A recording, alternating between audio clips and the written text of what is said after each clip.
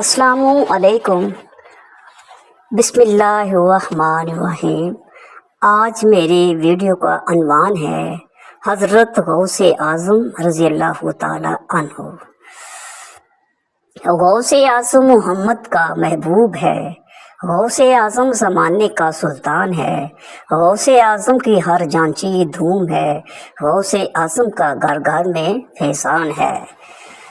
حضرت غوث اعظم ولایت کا سرتاج ہیں، ہر جگہ ہر گھڑی آپ کا راج ہے، اس کے ہاتھوں میں سائم میری لاج ہے، جو مریدوں کا ہر دم نگہبان ہے۔ غوث اعظم درمیان اولیاء، چوں محمد درمیان انبیاء۔ حضرات، میں نے قرآن مجید فرقان حمید سے ایک آیت کریمہ کی تلاوت کی ہے۔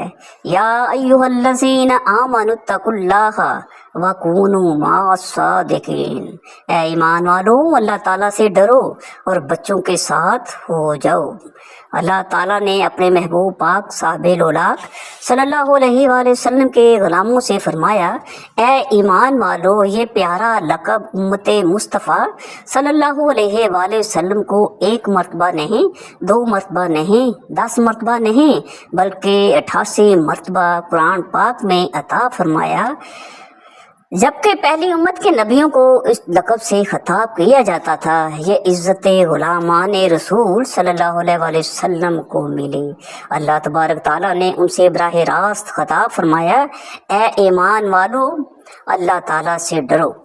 حضرات، اس آیت مقدس میں اللہ تعالیٰ نے 2 خزانوں کا ذکر فرمایا ہے، ایمان اور تقوی۔ شیطان اس کا چور ہے۔ تحقیق شیطان انسان کا کھلا دشمن ہے۔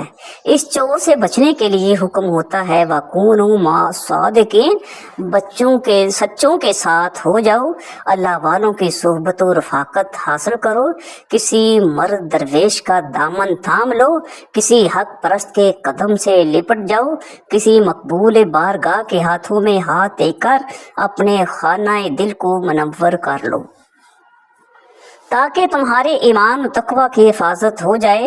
اسی لیے ہر نمازی کو نماز میں یہ دعا مانگنے کی تلقین کی گئی ہے، اہدنا الصراط المستقیم صراط الذین انعمت علیہم۔ اے اللہ، ہمیں سیدھا راستہ دکھا، راستہ ان لوگوں کا جن پر تیرا انعام ہوا۔ انعام یافتہ کون لوگ ہیں؟ جن کے نقش قدم پر چلنے کی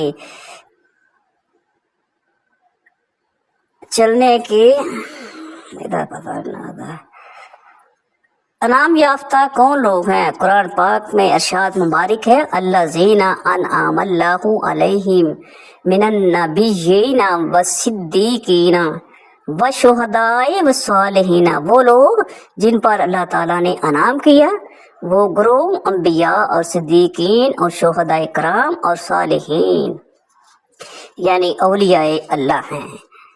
یعنی یہ 4 گروہ وہ ہیں جن پر اللہ تعالیٰ نے انعام فرمایا۔ یہ نبیوں، صدیقوں، شہیدوں، صالحین کی جماعت ہے۔ ہر مسلمان اپنی نماز میں یہ دعا کرتا ہے کہ اے اللہ تعالیٰ، مجھے ان پاک لوگوں کے نقش قدم پر چلنے کی توفیق عطا فرما۔ کچھ لوگ نماز میں تو ولیوں کی غلامی کی دعا مانگتے ہیں، جو ہی سلام پھیرا تو انکار کر دیتے ہیں۔ الحمدللہ، ہم نماز میں جو اللہ تعالیٰ سے مانگتے ہیں، نماز کے بعد بھی اس دعا پر قائم رہتے ہیں۔ جب انسان کا نزا کا وقت قریب آتا ہے تو شیطان پوری کوشش کرتا ہے کہ کسی طریقے سے مرنے والے کا ایمان ضائع کیا جائے، کیونکہ اس وقت جو ایمان سے پھر گیا تو پھر کبھی نہ لوٹے گا۔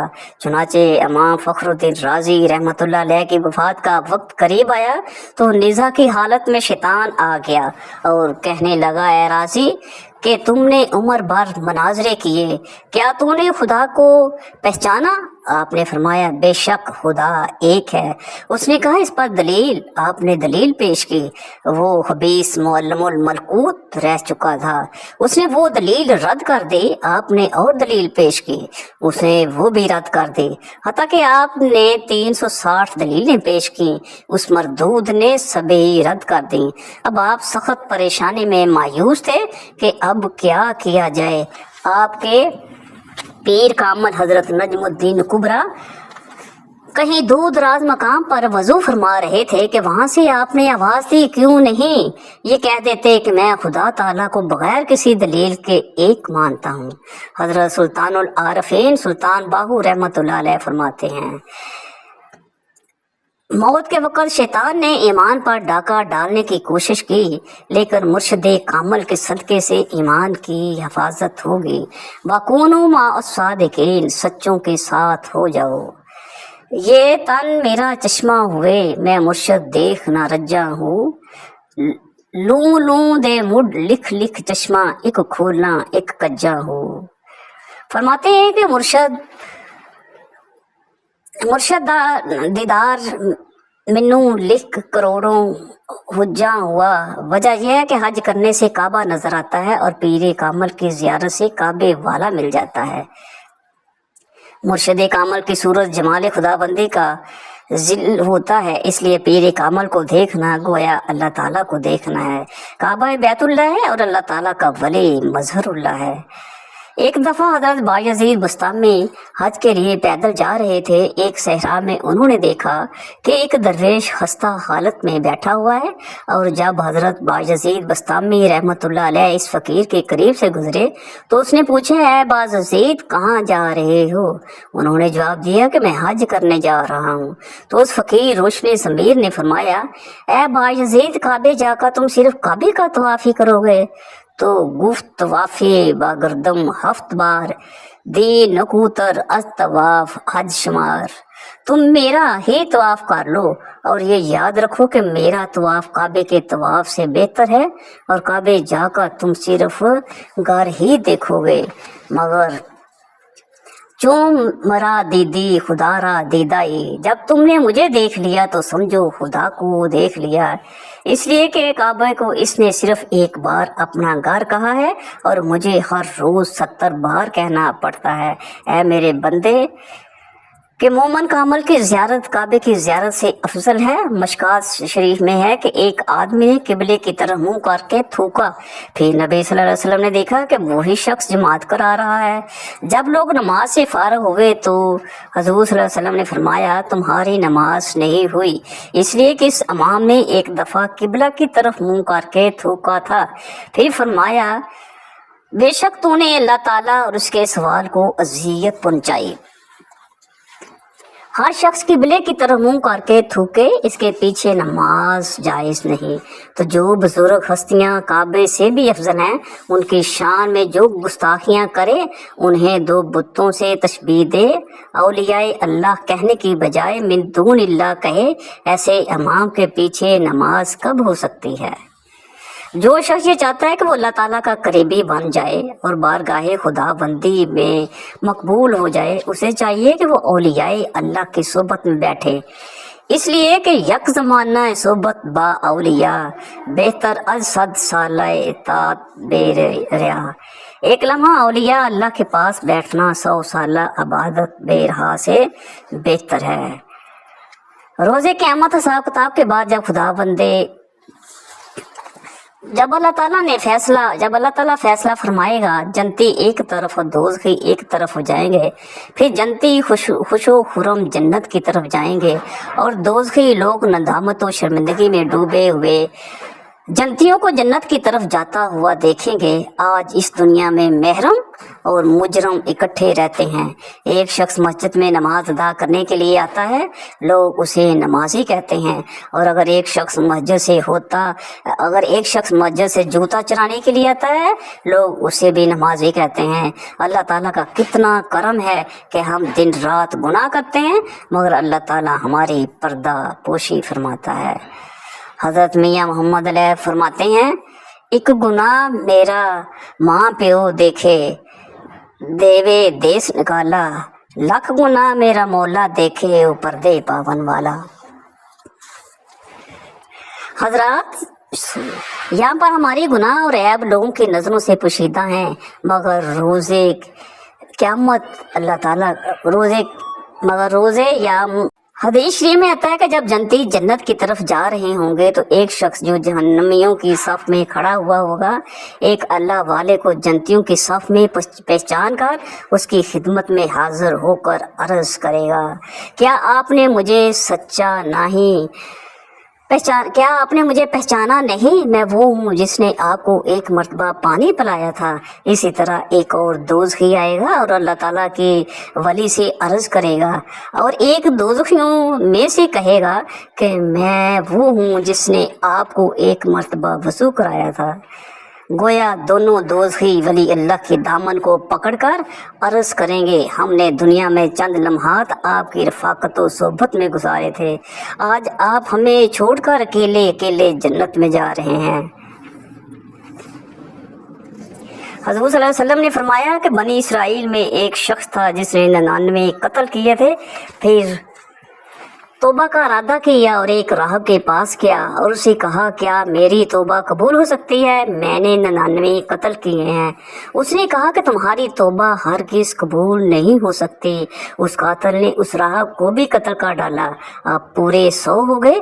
फिर किसी से पूछा, क्या मेरी तौबा कबूल हो सकती है? तो उसने कहा कि फलां बस्ती में चले जाओ, वहाँ कुछ लोग रहते हैं जो अल्लाह ताला की इबादत करते हैं, यानी औलिया अल्लाह वाले। उस गुनाहगार शख्स ने उस बस्ती की तरफ सफ़र करना शुरू कर दिया कि अल्लाह वालों की बारगाह में हाजिर हुआ और तौबा का सामान बन जाए। अभी उस बस्ती में पहुंचा नहीं था कि रास्ते ही में बीमार हो गया। उस शख्स की रूह को लेने के लिए रहमत के फरिश्ते भी आ गए और अज़ाब के फरिश्ते भी आ गए। अज़ाब के फरिश्ते कहने लगे कि इसकी रूह को हम लेकर जाएंगे कि ये 100 इंसानों का कातिल है। रहमत के फरिश्ते कहने लगे कि इसकी रूह को हम लेकर जाएंगे, बेशक ये कातिल है मगर ये अल्लाह ताला के वलियों की तरफ तौबा की नीयत से जा रहा था। जब फरिश्तों की ये बहस हुई तो रब कायनात ने फरमाया, जहाँ ये शख्स चला था और जिस तरफ जा रहा था दोनों तरफ से नाप लो, अगर अपने बस्ती के करीब है तो दोज़ख में ले जाओ, अगर औलियाए अल्लाह की बस्ती के करीब है तो जन्नत में ले जाओ। चुनाचे दोनों तरफ नापा गया तो औलियाए अल्लाह की बस्ती के करीब वो शख्स फौत हुआ था। इधर ज़मीन को सिमट जाने का हुक्म था। अल्लाह ताला ने पूछा, ए फरिश्तों, कौन सा हिस्सा कम हुआ? अर्ज़ की, मौला, अगर ये बस्ती पिछले हिस्से से एक बालिश्त कम है, यानी एक बालिश्त औलिया अल्लाह के बस्ती की तरफ दाखिल हो गया था, अल्लाह ताला का दरियाए रहमत मुदसन हो गया और उसे बख्श दिया। अगर 100 इंसानों का कातिल औलियाए अल्लाह की तरफ जा रहा हो और रास्ते में फौत हो जाए तो उसकी बख्शिश हो सकती है, तो क्या जो औलियाए अल्लाह के कदमों में बैठे हाथों में हाथ देकर सोहबत और रफ़ाकत हासिल करे तो क्या उसकी बख्शिश ना होगी? यही वजह है कि हम औलियाए कराम के पास जाते और मज़ारात मुक़द्दसा पर हाज़िरी देते हैं। कुरान पाक के 15वें सिपारे में असहाबे कहफ के कुत्ते का जिक्र बड़ी तफसील के साथ मौजूद है, जो औलियाए अल्लाह की रफ़ाकत से जन्नती बन गया। वक़ियानूस बादशाह के जुल्म सितम से तंग आकर अपने ईमान की हिफाजत की गरज से कुछ अल्लाह वाले शहर छोड़ने के लिए तैयार हुए। जब जमाते औलिया शहर से जाने लगी तो एक कुत्ता उनके पीछे चला गया और उन्होंने हर चंद उसे फेरा कि वो उनका साथ छोड़ दे। आखिरकार कुत्ते से कहा कि तेरा काम फकीरों को भौंकना है तो भौंकेगा और हम पकड़े जाएंगे। कुत्ते ने कहा, है अल्लाह वालों, मुझे अपने से दूर ना करो। ये दुरुस्त है कि मैं कुत्ता हूँ, मगर वो और कुत्ते हैं जो अल्लाह वालों को भौंकते हैं। ना मैं भौंका, ना मैं टोका, ना मैं शोर मचावा, नेका लोकान दी सोबत थे, मत मैं भी बख्शिया जावा। वो कुत्ता होकर कहता है कि मैं नहीं भौंकूंगा। फिर जो इंसान होकर औलिया अल्लाह की शान में ज़बान दराजी करे वो इब्लीस नहीं तो और क्या है। खुदाए करीम को उस कुत्ते की वफादारी ऐसी पसंद आई कि उसका जिक्र कुरान जीद में कर दिया, जिसका तर्जमा है, और उनका कुत्ता अपनी कलाइयाँ फैलाते हुए है गार की चौखट पर। असहाबे काफ का कुत्ता चंद रोज नेकियों की सोबत इख्तियार करने से आदमी बन गया। औलिया इकराम की सोबत से कुत्ता जन्नती हो गया, तो क्या जनाब रसूल सल्लल्लाहु अलैहि वसल्लम का उम्मती इस फैज़ान औलिया से कैसे महरूम रहेगा। अल्लाह ताला का लाख लाख शुक्र है कि उसने हमें सादकीन सालिहीन बुजुर्गान दीन का दामन अता फरमाया। हज़रत अली शहनशाह वलायत हैं, आप सारी उम्मत के वली हैं। हज़ूर पाक सल्लल्लाहु अलैहि वसल्लम ने फरमाया, बेशक अली मुझसे है और मैं अली से हूँ, और वो वली हैं तमाम मोमिनों के। वली के मायने मददगार के भी आते हैं। अल्हम्दुलिल्लाह जो मोमिन है वो उन्हें अपना मुश्किल कशा और मददगार मानते हैं, और जो हज़रत अली को मुश्किल कशा नहीं मानते वो मोमिन नहीं हैं। हज़रत अली शहनशाह वलायत और कास्म वलायत हैं। कादरी, चिश्ती और नक्शबंदी सभी उन्हीं के मातहत हैं। कादरी अपना शजरा पढ़ें इंतहा अली पे, चिश्ती और पढ़े तो इंतहा अली तक होगी। इस तरह नक्शबंदी अपना शजरा पढ़े तो उनकी इंतहा भी अली तक होगी, क्योंकि नक्शबंदी सिलसिला इमाम जाफर सादक से अबू बकर सिद्दीक की तरफ भी जाता है, और हज़रत अली की तरफ भी। मौला कायनात ने वलायत का नाम तकसीम किया तो सारा सुन्नियों को दे दिया, इसलिए फैज़ भी उनके ही हिस्से में आया है कि पानी हमेशा नीचे की तरफ बहता है। अहले सुन्नत भी अज्जो इनकसारी वाले हैं, जो अकड़ते हैं उनमें वली पैदा नहीं होता। फैज़ झुकने वालों को मिला, वफादारों को मिला। हमारा दावा है कि मशरक से मगरब तक, शमाल से जनूब तक आपको जो भी वली अल्लाह मिलेगा वो अहले सुन्नत ही होगा। दाता अली हजवेरी, ख्वाजा अजमेरी, हजरत सुल्तानुल आरफीन सुल्तान बाहू, ख्वाजा फरीदुद्दीन गंजशकर वगैरह वगैरह, पीर जमात अली शाह लासानी, मुहद्दिस आज़म पाकिस्तानी, ये सब सुन्नी थे। अस्करी औलिया को नहीं मानते। लोग कहते हैं कि बुजुर्गान दीन को नहीं मानते। मैं कहता हूँ कि माने किसको, उनमें से तो कोई वली पैदा ही नहीं हुआ। खुदा के फजल से है हम पे साया गौसे आज़म का, हमें दोनों जहां में से सहारा है गौसे आज़म का। किसी को ज़माने की दौलत मिली है, किसी को जहान की हुकूमत मिली है। मैं अपने मुकद्दर पे कुर्बान जाऊं, मुझे गौस का आस्ताना मिला है।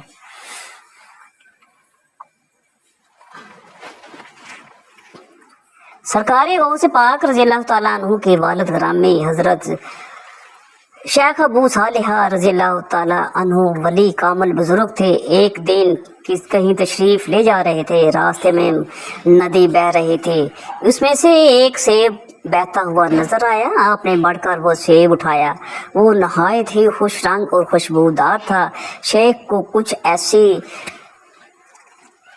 कशिश मालूम हुई कि आपने वो सेब खा लिया। खाने के बाद ख्याल आया कि खुदा जाने ये सेब किस शख्स का था और कैसे नदी में आ गया।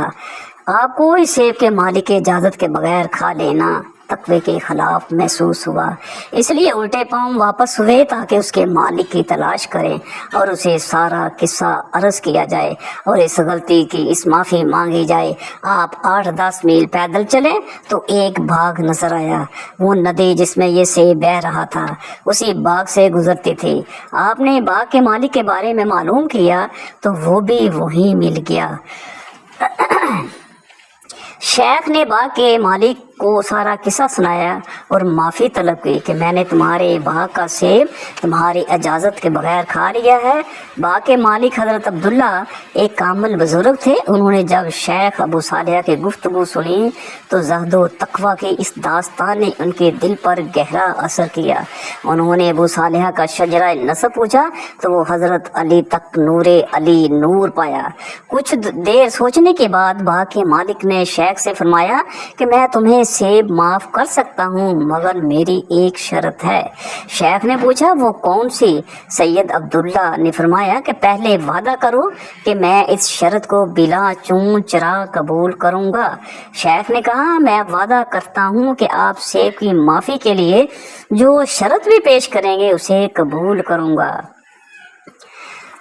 सैयद अब्दुल्ला ने फरमाया कि शर्त ये है कि मेरी एक लड़की है लेकिन वो अंधी गूंगी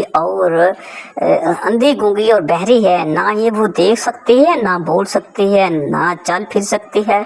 तुम्हें इस लड़की के साथ निकाह करना होगा। हज़रत अबू सालेह ये सुनकर सोच विचार में पड़ गए। एक तरफ तो सेब की माफ़ी का सवाल था, दूसरी तरफ ऐसी औरत से निकाह करना जो अपाहज है, सारी ज़िंदगी का मसला है। आखिर ऐसी औरत के साथ सारी ज़िंदगी कैसे कटेगी, इस तसव्वुर ने अज़हद परेशान कर दिया। उनके ज़हन में ख़यालाते हजूम बनकर आए। आखिर फ़ैसला किया कि ज़िंदगी फ़ानी है,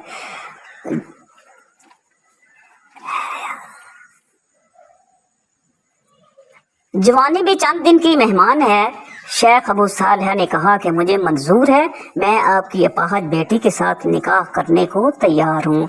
ये सुनकर सैयद अब्दुल्ला ने सेब की गलती माफ़ कर दी, निकाह हो गया। फिर शेख में शराब में दाखिल हुए तो क्या देखते हैं, एक नहायत खूबसूरत तंदुरुस्त लड़की बैठी है। उसे देखकर ख्याल किया शायद कोई और लड़की है। उल्टे पांव बाहर निकल आए और अब्दुल्ला से कहा कि ये औरत मनकूहा के सिवा कोई और औरत है। चूंकि उसके तमाम असा दुरुस्त व सलामत हैं, अब्दुल्ला ने फरमाया ये तेरी मनकूहा है। जो मैंने अपने बच्ची के औसाफ बयान किए थे वो अंधी है। उसका मतलब ये था कि उसने कभी गैर महरम को नहीं देखा, और गूंगी इसलिए कहा था कि उसने जिंदगी भर ये बदकलामी नहीं की थी। लंगड़ी इसलिए कहा था कि मैंने घर से बाहर कभी कदम नहीं निकाला था। ये अब्दुल्ला की साहबजादे जिनका निकाह शेख अबू सालेह से हुआ, ये वही उम्मुल खैर फातिमा थी जो वली कामल की बेटी, वली कामल की बीवी बनी और फिर इनके वतन पाक से सरकार गौसे आकम पैदा हुए और इस मुकद्दस माल को शहनशाह बगदाद को गोद में लेने का शरफ हासिल हुआ। हज़रत उम्मुल खैर फरमाती हैं कि एक मरतबा बादलों के सबब रमज़ान के चांद में लोगों को शक हुआ। सुबह लोगों ने मुझसे पूछा कि आज रोज़ा है या नहीं। मैंने कहा हाँ आज रोज़ा है। वो कहने लगे क्या आपने चांद देखा है? मैंने कहा कि मैंने चांद तो नहीं देखा, मगर सुबह से मेरे चांद अब्दुल कादर जिलानी ने दूध नहीं पिया। सरकार गौसे आज़म की ये करामत शीर ख्वारगी के ज़माने में ही मशहूर हो गई।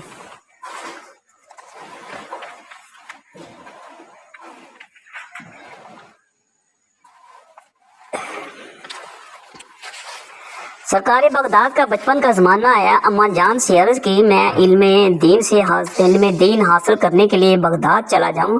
माँ ने फरमाया ए बेटा मैं तेरी जुदाई तो बर्दाश्त कर सकती हूँ मगर तेरे दीन से जुदाई गवारा नहीं कर सकती। इजाज़त मिल गई। जब काफ़िले की रवानगी का वक़्त आया तो आपने तैयारी शुरू फरमाई। आप फरमाते जब मैं चलने लगा तो मेरी वालदा मुहतरमा की आंखों में आंसू आ गए। मेरी वालदे ग्रामी का वसाल हो चुका था और वो ये समझ रही थी कि अपनी ज़िंदगी में मैं अपने लिखते जिगर से फिर मुलाकात ना होगी। माँ और बेटे की ये आखिरी मुलाकात थी। माँ ने फरमाया बेटा बाप के तरके से तेरे हिस्से में 40 दीनार आए हैं, उनको ले लो और किसी मकाम पर झूठ ना बोलना। जाओ बेटा खुदा हाफिज। आप काफिले के साथ चल रहे थे कि जब काफिला हमदान से आगे बढ़ा तो रास्ते में डाकुओं ने हमला कर दिया और काफिले को लूटना शुरू कर दिया। एक डाकू सरकारी बगदाद के पास आया और कहने लगा क्या तुम्हारे पास भी कुछ है?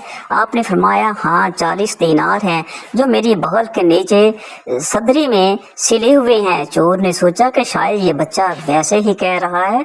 हत्ता के बारी बारी सब डाकुओं ने गौस पाक से कहा कि तेरे पास कुछ है? आपने फरमाया हाँ है, मेरे पास 40 दीनार हैं। और डाकुओं ने समझा कि इसके पास कुछ नहीं है। जब सारा काफिला लूट चुके तो अपने सरदार के पास पहुंचे और कहने लगे तमाम काफिला लूट लिया है मगर एक बच्चा जो काफिले में है कहता था मेरे पास 40 दीनार हैं, हमने उसे छोड़ दिया है। सरदार ने कहा जाओ उसे मेरे पास लेकर आओ। आपकी सदरी खोली गई तो वाकई उसमें से 40 दीनार निकले। सरदार ने कहा कि तुमने अपना माल क्यों न छिपाया? सरकार बगदाद ने कहा कि मेरी वालिदा मोहतरमा ने मुझे घर से रुखसत करते वक्त फरमाया था कि बेटा झूठ हरगिज ना बोलना। सरदार ने जब ये सुना तो बेख्तियार रोने लगा और कहा, तुमने अपनी माँ से किया हुआ अहद नहीं तोड़ा और हम खुदा से किए हुए अहद की खिलाफ वर्जी कर रहे हैं। गौसे आजम की निगाह उठी, डाकू गायब हो गए, तायब हो गए और उन्होंने सारा माल काफिले को वापस कर दिया।